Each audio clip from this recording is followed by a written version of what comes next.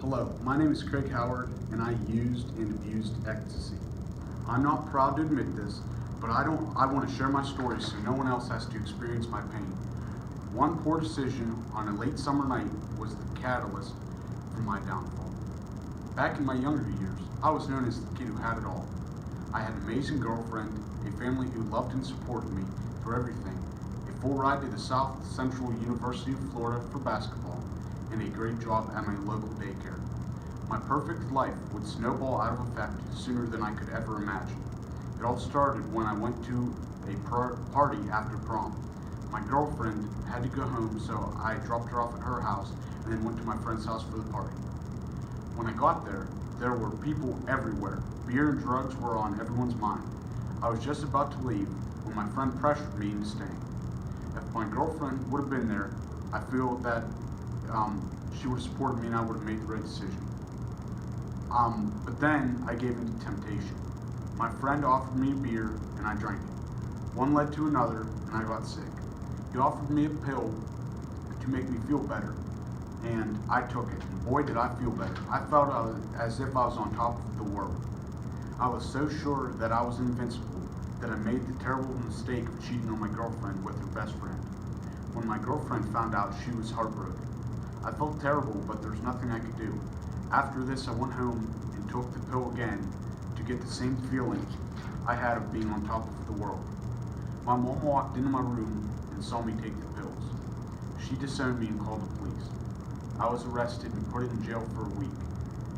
My employer thought I would be a bad influence on the kids for taking drugs and fired me. Then, to make it worse, the police contacted my high school and I was suspended. Just when I thought things would have to get better, my high school contacted the South Central University of Florida and my $200,000 scholarship for basketball was stripped.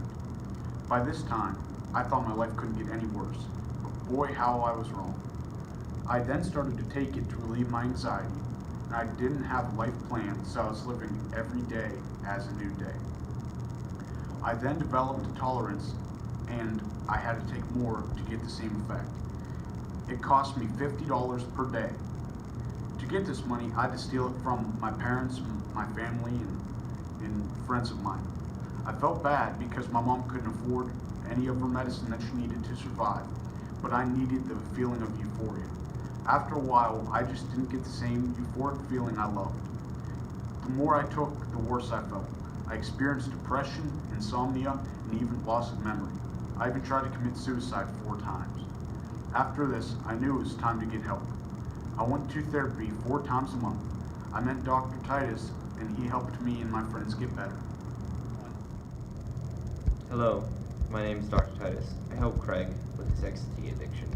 Without me, Craig says that he would still be taking it to this day. I told him all of the negative effects of this terrible drug, and it helped him stop. I especially told him how this drug affects neurotransmitters and the psychology of the brain. Ecstasy affects many neurotransmitters, but it affects serotonin, and arguably the worst of them all. When ecstasy is present, it increases the activity of serotonin in the brain and enhances the release of it. This is fine, but it can permanently damage the brain when use stops. By reducing amounts of the serotonin, the brain can become depleted of the neurotransmitter. This can contribute to negative effects such as decreased appetite, depressed mood, and depression. Ecstasy can have many long-term effects that many people don't think about. This drug can permanently alter the amounts of serotonin. A study of primates showed lower amounts of serotonin 7 years after being exposed.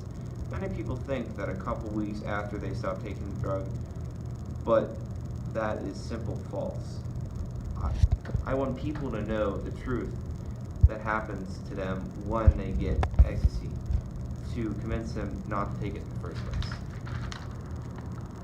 The one thing that I will say, if you are a loved one of someone that is addicted, seek treatment immediately. It is never too late to turn your life around. After treatment, most individuals are able to quit and never turn back.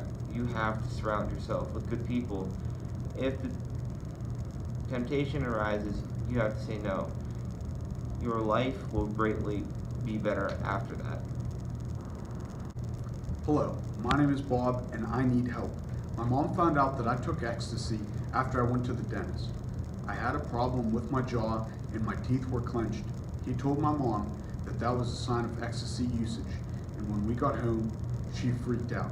She tore the house apart to try and find my stash.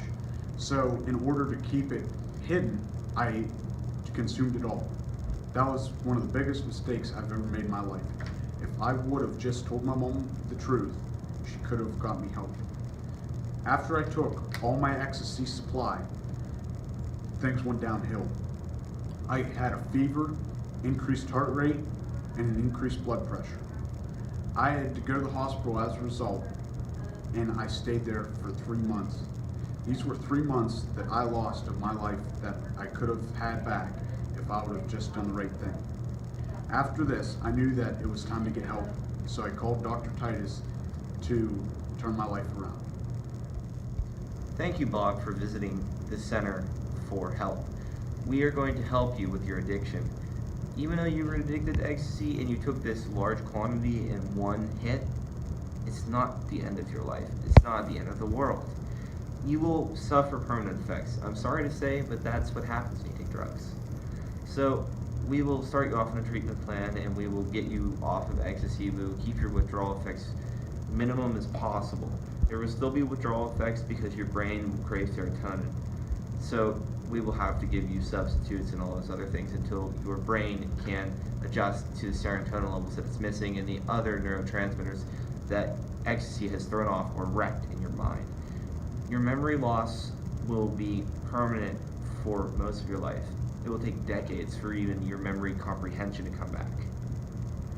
So, Bob, even though you think your life is over, it's only the start of getting back on your way to a good life and a good opportunity to have and lead a better life.